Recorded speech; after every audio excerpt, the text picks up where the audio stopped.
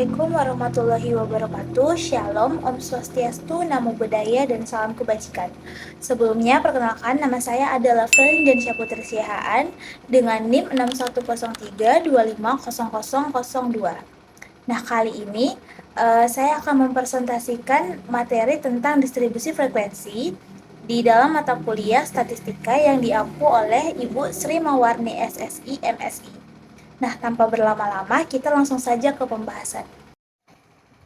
Nah, baik, di sini pertama kali saya akan menjelaskan apa itu distribusi frekuensi. Jadi, distribusi frekuensi itu adalah metode penyajian data di mana kita mengelompokkan data ke dalam beberapa interval kelas, kemudian menghitung jumlah data pada setiap interval tersebut.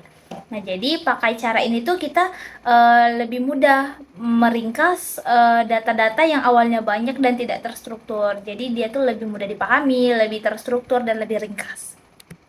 Lanjut, di sini saya memiliki 100 data mentah yang masih belum rapi dan tidak tersusun dengan baik. Nah, jadi langkah pertama supaya nanti lebih mudah untuk menyusun distribusi frekuensinya itu adalah saya mengurutkan data dari yang terkecil sampai yang terbesar. Nah, di sini datanya sudah saya susun 45, 47, 49 sampai ke yang terbesar yaitu 100. Nah, di sini juga ada catatan bahwasannya data terbesar saya 100 dan data terkecil saya 45. Lanjut, saya menghitung jangkauan. Nah, jadi untuk dapat menghitung jangkauan itu, saya cukup mengurangkan data terbesar dikurang data terkecil. Rumusnya adalah R sama dengan data terbesar dikurang data terkecil. Jadi di sini sudah saya kerjakan, 100 dikurang 45, hasilnya adalah 55. Lanjut, menentukan jumlah kelas. Di sini ada rumusnya ialah K sama dengan 1 ditambah 3,3 log N. N itu adalah banyaknya data. Setelah hasilnya dapat, akan kita bulatkan. Kalau hasilnya itu desimal, kita bulatkan. Jadi di sini K sama dengan 1 tambah 3,3 log 100 sama dengan 7,6. Jadi hasilnya 7,6, maka saya bulatkan menjadi 8. Lanjut, kita akan menentukan panjang interval. Rumusnya adalah I sama dengan R dibagi K. Keterangannya itu adalah I itu panjang interval kelas, R itu jangkauan, K itu banyak kelas. Nah, di sini diketahui R itu adalah 55, K itu 8. Jadi I-nya itu adalah 55 dibagi 8 dan hasilnya adalah 6,875. Nah, jadi karena panjang interval itu tuh harus berupa bilangan bulat, maka saya bulatkan dan dia hasilnya menjadi 7. Nah, lanjut kita akan membahas kelas interval. Di sini ada tabel kelas intervalnya dulu.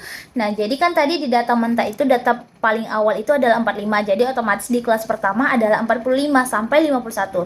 Kenapa 51? Karena tadi panjang interval kelasnya itu ada 7. Jadi 45, 46, 47, 48, 49, 50, 51. Jadi seperti itulah pemahaman simpel saya untuk isi dari kelas interval. Jadi dia tuh harus ada 7 data gitu.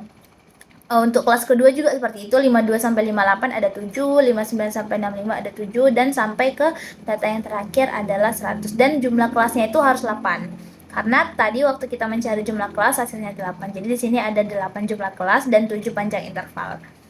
Terus untuk mencari frekuensi itu kita cukup kembali ke data mentah tadi. Jadi kayak misalnya nih di kelas interval 45 sampai 51 itu ada berapa banyak data sih? Jadi tadi itu ada di 3, datanya itu ada 3 untuk 45 sampai 51. Lanjut untuk 52 sampai 58 itu ada 6 data. Jadi frekuensinya itu cuma berasal dari data yang ada di data mentah.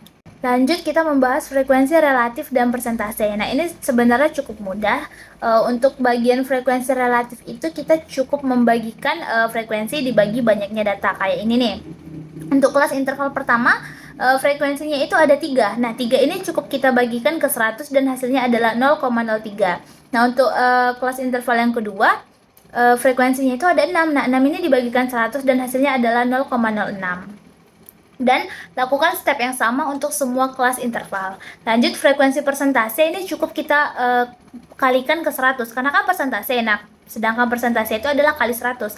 Nah, jadi cukup kita kalikan frekuensi relatifnya dikali 100. Kayak misalnya kelas interval pertama ini frekuensi relatifnya 0,03. Nah, 0,03 itu kita kalikan ke 100. Jadi hasilnya 3. Terus frekuensi relatif untuk kelas interval yang kedua itu 0,06. Nah, 0,06 ini kita kalikan ke 100 dan hasilnya ada 6. Nah, cukup lakukan step yang sama untuk semua kelas interval sampai frekuensi persentasenya dapat. Lanjut, kita membahas distribusi hipotesis. Nah, jadi di distribusi hipotesis ini kita akan membahas di bagian frekuensi kumulatifnya. Nah, frekuensi kumulatif ini terbagi atas 4 tabel lagi. Ada tabelnya yang kurang dari, terus habis itu frekuensinya si kurang dari ini, lebih dari, dan frekuensinya. Terus untuk membahas bagian kurang dari, kenapa yang kurang dari ini awalnya 52? Kenapa nggak 45? Karena dia tadi tuh kita bilangnya kurang dari, otomatis yang kurang dari 52 ada 45. Kenapa nggak yang kurang dari 45? Karena 45 adalah data pertama, jadi kita nggak pakai. Jadi yang kita ambil itu data kedua, dan kurang dari 52 itu kenapa frekuensinya 3? Kenapa nggak 6? Nah, karena data yang sebelum dari 52 adalah 45, otomatis yang kurang dari 52 adalah 45 sampai 51, dan frekuensi 45 sampai 51 adalah 3.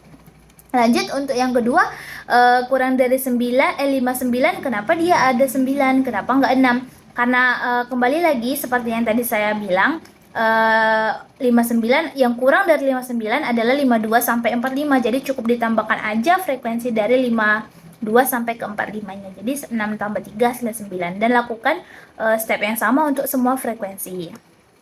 Terus kita membahas yang lebih dari 45, karena dia adalah data pertama, otomatis lebih dari, berarti data pertama diambil, jadi lebih dari 45 ada 100. Kenapa bisa 100? Karena yang lebih dari 45 itu ada 52, 59, 66, dan seterusnya. Jadi cukup menambahkan semua frekuensi ini, dan frekuensi yang lebih dari 45 adalah 100. Terus yang lebih dari 5297, kenapa? Karena dia cuma membilang yang lebih dari 52, otomatis data dari 45 itu nggak perlu dipakai, jadi kayak 100 dikurang 3, jadi hasilnya 97. Begitu juga untuk selanjutnya yang 59 itu tinggal 97 dikurang 6, jadi hasilnya 91. Nah, kita lanjut ke diagram poligon frekuensi. Nah, jadi diagram poligon ini dibuat menggunakan titik tengah dari setiap interval kelas, menggunakan sumbu X dan juga sumbu Y. Nah, jadi setelah semua titik-titiknya ini ada, kita akan menghubungkan titik-titiknya menggunakan garis lurus sehingga membentuk diagram poligon frekuensi. Nah, jadi di diagram ini kita bisa lihat bahwasannya frekuensinya meningkat secara bertahap dan mencapai puncaknya pada titik tengah interval 87 sampai 93. Dan mengalami penurunan lagi di interval berikutnya. Kesimpulannya adalah berdasarkan hasil pengolahan 100 data, dapat disimpulkan bahwa distribusi frekuensi merupakan metode penyajian data yang mampu mengelompokkan data menjadi lebih terstruktur dan mudah dipahami.